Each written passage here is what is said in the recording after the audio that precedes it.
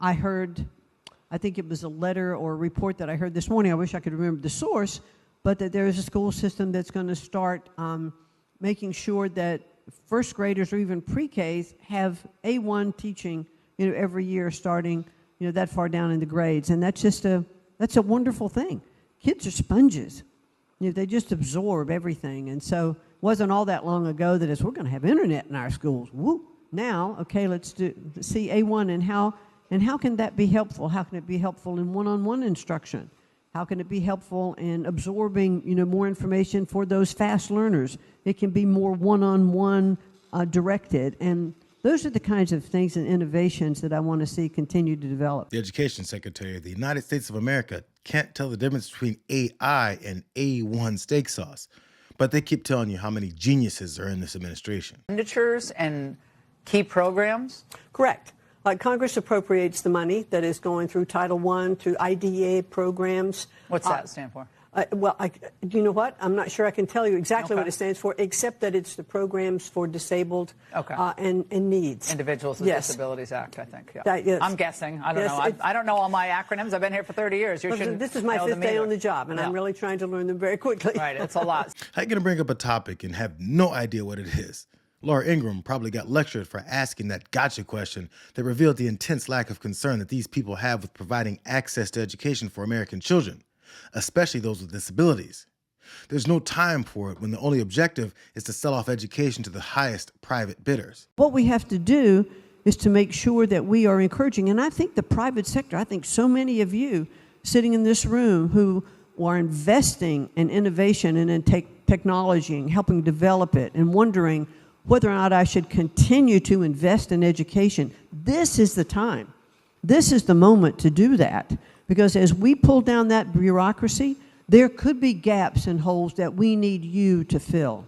And I would like to work with you and understand more of that. Even if I step away from education, I'm not letting go of this because I think it is so important to our country. This is about our security, our economy, that next generation of growth. A billionaire sits in a room telling other investors that as he dismantles the education system, there's room for them to pick up the pieces and privatize it for their own purposes. So now that these fascist oligarchs are running out of ways to siphon more money and labor from everyone else, they're targeting children's education so they can direct the future workforce to deliver more for their wallets. It's all they really know how to do. And it's how they gain their billions in the first place. They stand on the backs of workers and hoard the success of their labor. I just want to ask a sort of a fundamental philosophical question, and that is, do you believe that the federal government has a responsibility to ensure that all children, rural children, urban, rich, poor, special needs, have access to quality education? That is certainly the goal of the president. He has said that he wants to make sure that there is equal access to quality education for every student in our country, which is why he is such a proponent of school choice. He doesn't believe that any child should be trapped in a failing school, that we should have parents have the ability to choose where their children can be able to go to school so that if they are in a failing school, they have an opportunity to have better education somewhere else, that they have the tools to be able to do that. McMahon already revealed that she has no idea that programs she's dismantling actually strive to give all children access to school, and that wealthy Americans do everything that they can to direct their dollars away from certain public schools, creating disadvantages for them that they then turn around and then complain about. But Texas State Representative James Tallarico has been providing truth to the school voucher rhetoric. Greg Abbott is selling this private school voucher scam by calling it school choice. But it's not school choice. It's the school's choice, because private schools can deny admission to any kid for any reason they want. So how is it choice when the private school has all the power? How is it choice when a majority of counties in the state of Texas don't have a single private school in them? How is it choice when private schools don't have to provide transportation or special education services? And how is it choice when the voucher doesn't even cover the full cost at most private schools in Texas? If you gave my former students on the west side of San Antonio a $10,000 voucher, there's still no way they could afford a $20,000 a year private school. But here's the catch. The wealthy parent who is already sending their kid to a $20,000 a year private school is about to get a $10,000 discount, a $10,000 coupon at our expense. Vouchers are welfare for the wealthy. And by taking money out of our public schools and giving it to wealthy parents who don't need it, vouchers would be a massive, historic transfer of wealth from the bottom to the top. I still haven't seen anyone factually dispute the reality that James Tallarico laid out about what the voucher system would do for wealthy families versus working class and middle class ones. But he's repeatedly dismantled their arguments for it. What we're talking about is, are we sending our limited, precious taxpayer dollars to the wealthiest families in the state who are already sending their kids to private school? And if you say that's not the purpose, then put it in your bill. 75% of the prioritizations levels are families earning $160,000 or less. 75%. Again, prioritization is not enrollment. We just established that. You can say someone is prioritized, that they're eligible. That doesn't mean they can actually get in.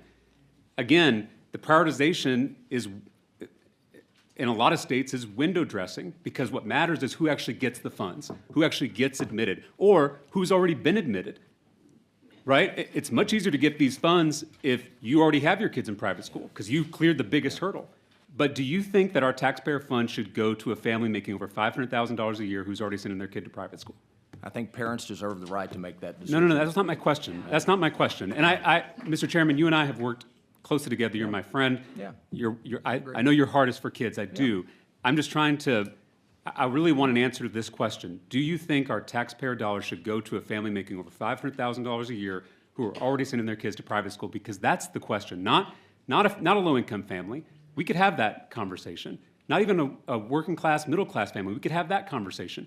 But your bill allows for literally millionaires to take money that could go to public schools to subsidize their private school tuition. Are you okay with that? Or should we work on that part of the bill? I think parents deserve that right. The answers never make sense, and they definitely don't address the ongoing problem of giving more of everyone's money to wealthy Americans, while those less fortunate suffer even more. Access to education is access to opportunity and success in this country, and billionaires whose proven objective is to collect as much money as possible don't want more competition.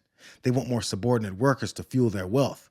It's why they've introduced new culture wars into discussions about schooling, so that the people that they're targeting are fighting over issues like gender identity, while never recognizing the theft going on right in front of them. Today, the Department of Education is announcing an unprecedented directed investigation into the Maine Department of Education for alleged violations of the Family Educational Rights Privacy Act, or FERPA. We have heard disturbing reports that dozens of Maine school districts allow for schools to create gender plans that support a student's transgender identity and then hide those plans from parents, claiming they don't fall under education records. That is unacceptable and unlawful, if true.